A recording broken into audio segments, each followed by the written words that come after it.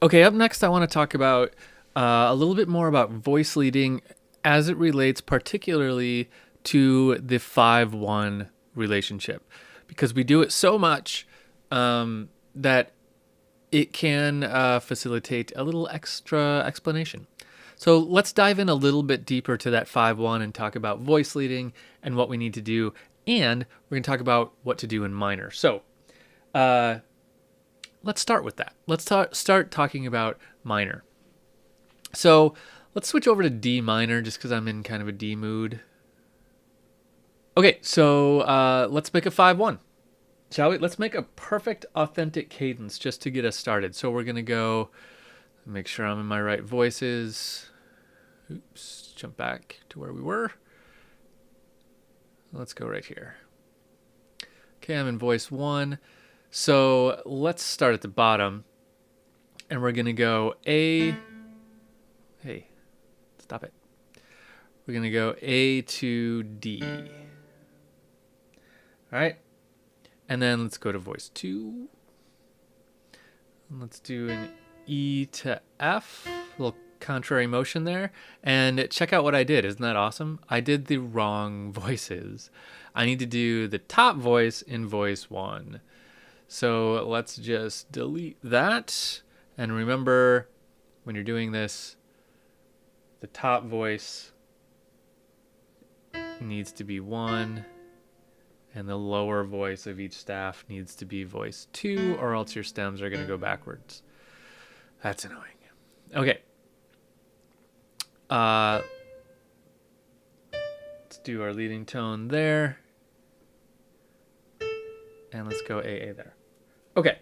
So we have one thing wrong here because we're in D minor, right? Now remember, one of the rules of our perfect authentic cadence is that the soprano voice, the top voice, has to go either 7-1 or 2-1. So we have 7-1 here, right? But what's wrong with it? Here's what's wrong with it. It's not a true leading tone until we do that. So when we're doing this kind of voice leading, if it's going to be a perfect authentic cadence, it has to be a major 5. And if you're in a minor key, that's going to require an accidental. If you're making a perfect authentic cadence, major 5 is what it has to be, because the leading tone 1. The 2, if we were doing this and going 2 down to 1, that would be okay, but I still need a major 5. So I'm going to need a C somewhere, probably there, and it's going to need to be sharp wherever it happens to be.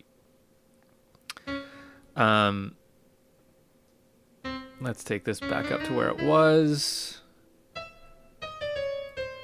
and raise that again. So now I have my leading tone up to 1. And the other rule of my perfect authentic cadence is a 5-1 in root position, which I have. Let's just hear this really quick. Right? So we resolve to a 1 in minor, and that's okay. If we're in a minor key, that can totally happen. Other things to keep in mind on a 5-1. A 5-1 shares a note. So always try to keep that in the same voice in the same note. We don't want to cross this over. So let's see, let's do it wrong. What if I did this?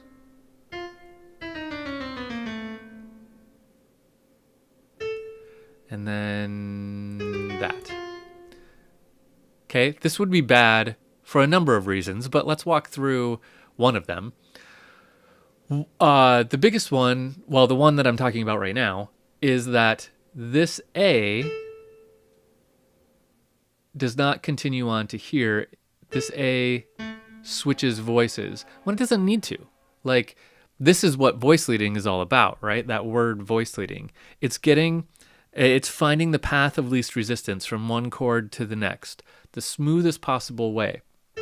So the smoothest possible way for this to get to the next note is for this to stay on the same note.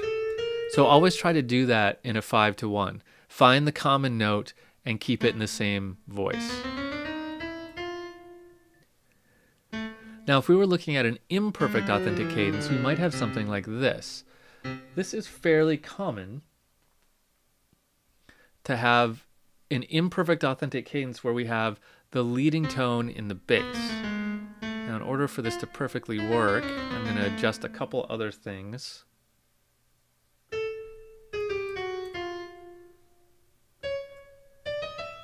There we go. Now it works again. So this is an imperfect because we don't have root position 5. We have a 5-6 chord here, which means that the third is in the bass, first inversion. So the third is in the bass, but it's raised correctly so that it's a major 5 chord, and that's going to give us our leading tone in the bass.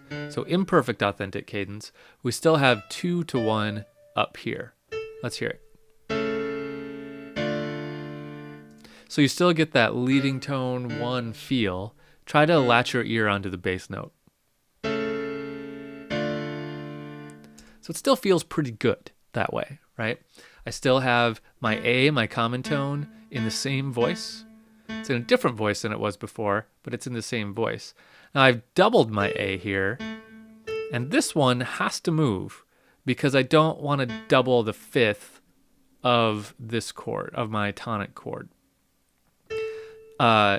Because then I only have 3 notes in this chord, and I'd have 2 doublings. I'd have D, A, D if I didn't move this note. But in at least one of the voices, it stays the same. So that's okay. That's what we want to do. So a couple things about the 5 chord and resolving it. Let's jump to a new video and talk about some other resolution possibilities that happen and some voice leading things that can happen with the 5-1 chord, the 5-1 chord progression.